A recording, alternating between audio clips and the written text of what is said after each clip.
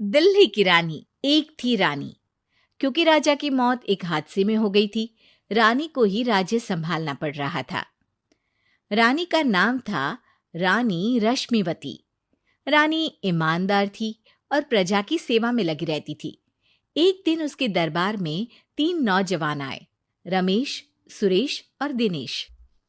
कहो, क्या सहायता कर सकती हूँ मैं तुम्हारी?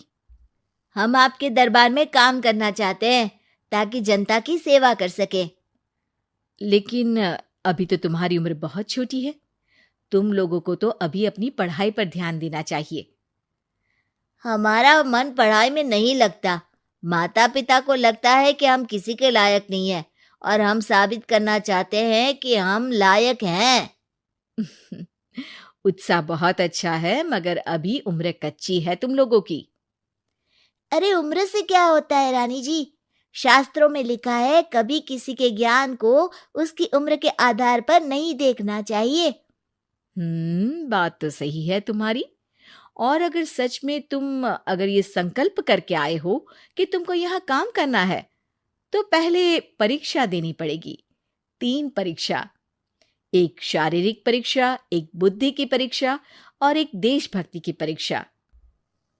और ये क्या है? वो मंत्री महोदय तुम्हें समझा देंगे। हमारे पास समय नहीं है। अगर तुम लोग तैयार हो तो बताओ। हाँ हाँ, हम तैयार है किसी भी परीक्षा के लिए। मैं भी तैयार हूँ कुछ भी कर गुजरने के लिए। तो ठीक है मंत्री जी, आप इन तीनों की परीक्षा कल से ही शुरू कर दीजिए। जो आ गया रानी साहिबा। अगले दिन से ही तीनों की परीक्षा शुरू हो जाती है। पहले शारीरिक परीक्षा, यानी किस में कितना है दम, ये देखेंगे हम। क्योंकि शरीर में दम होगा तभी तो प्रजा की सेवा में दम लगा पाओगे। हमें क्या करना होगा? वो पेड़ दिख रहा है, जो सबसे पहले चढ़ेगा उस पे दरबार में नौकरी पाने के अवसर उसी के बढ़ जाएंगे। मैं चढ़ता हूँ। अरे रुको रुको, गिनती गिनने दो।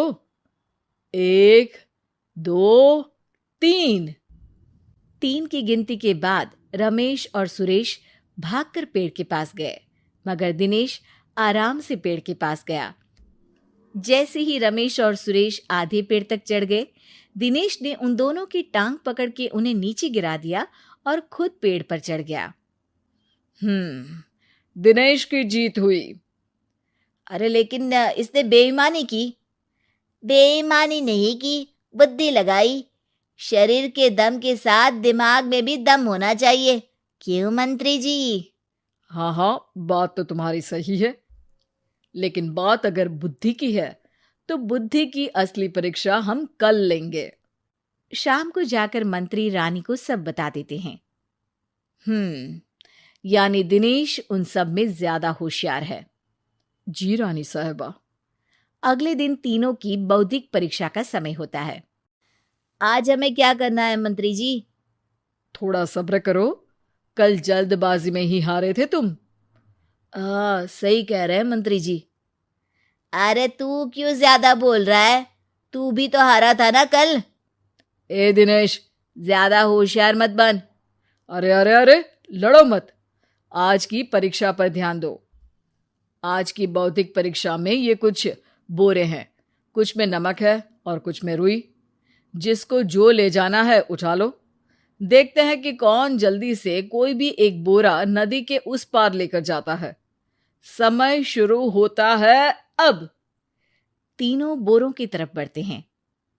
सुरेश, नमक की बोरी भारी है, ले जाने में मुश्किल होगी। हाँ हाँ, सही कह रहा है, रुई हल्की है, हम दोनों रुई लेकर चलते हैं। अरे भाई, मैं तो नमक लेकर जाऊंगा। रमेश और सुरेश ये सोचकर हंसते हैं कि आज तो दिनेश हार ही जाएगा। दौड़ शुरू होती है। 1, 2, 3। तीनों नदी की तरफ भागते हैं। रुई में वजन कम होने के कारण रमेश और सुरेश आगे निकल जाते हैं और दिनेश थोड़ा पीछे। पर जैसे ही वो सब नदी में जाते हैं, दिनेश की बोरी का नमक गलने लगता है और वजन कम हो जाता है, जबकि रमेश और सुरेश की रुई में पानी भर जाता है और बोरी का वजन बढ़ जाता है। अरे ये इतनी भारी क्यों हो गई रमेश? अरे मुझे क्या पता, शायद जादुई बोरी है। अरे लगता है कि हम बेवकूफ बन गए। बने नहीं हो, तुम हो ही बेवकूफ। इतना तो पता होना चाहिए कि पानी में नमक गल जाएगा। दिनेश का पूरा नमक गल जाता है और बोरी खाली हो जाती है। वो जल्दी से रेस पूरी कर लेता है। इस परीक्षा के विजेता भी दिनेश ही हैं। उसने दिमाग लगाकर दिखा दिया कि वो बौद्धिक परीक्षा में भी रमेश और सुरेश से आगे है। अब कल तुम्हारी देशभक्ति की परीक्षा होगी, जो स्वयं रानी मां लेंगी। रात को फिर मंत्री रानी के पास जाकर बता देते हैं कि आज की परीक्षा में कैसे दिनेश ने अक्लमंदी दिखाई और बौद्धिक परीक्षा में भी उसी की जीत हुई। अरे वाह, दिनेश तो हमारे बहुत काम आ सकता है। हम उत्साहित हैं कल की परीक्षा के लिए। वो तो ठीक है रानी साहिबा, लेकिन हमने सुना है कि पड़ोसी राज्य का राजा आकाशदीप हमारे राज्य की सीमा में घुसपैठ कर रहा है। ये तो चिंता की बात है। हमें जल्द ही कुछ करना चाहिए। अगले दिन रमेश, सुरेश और दिनेश अपनी आखिरी देशभक्ति की परीक्षा के लिए दरबार में आते हैं। प्रणाम रानी साहिबा। नमस्कार रानी जी। प्रणाम रानी माँ। हमने तुम्हारी परीक्षा पर गौर किया। दिनेश आगे हैं। हम तुम तीनों में से किसी दो को ही दरबार में काम दे सकते हैं। किसी एक को आज जाना होगा। तो देशभक्ति की परीक्षा के लिए तैयार हो? पूरी तरह से। मैं तीनों से एक ही सवाल करूंगी। जिसका जवाब सबसे सही लगेगा उसे तो नौकरी मिल ही जाएगी। फिर दूसरे सबसे सही जवाब देने वाले को भी काम मिलेगा। आप लोगों का समय शुरू होता है अब। ज्यादा सोचने का समय नहीं होगा। जो मन में पहली बात आए उसका जवाब दे। तो सवाल यह है कि तुम इस मिट्टी के लिए क्या कर सकते हो? मैं इस मिट्टी को साफ रखूंगा। यहाँ के लोगों के भोजन की कमी को मैं पूरी करूंगा। मैं यहाँ के लोगों को गले लगा लगा के उनको खुशी दूंगा रानी माँ, और गरीबों के लिए घर बनवाऊंगा। मैं इस मिट्टी के लिए किसी की जान भी ले सकता हूँ रानी माँ। मंत्री, दिनेश को एक तलवार दो। जी रानी जी। दिनेश, पड़ोसी राज आकाशदीप की जान तुम्हारे हाथ में है।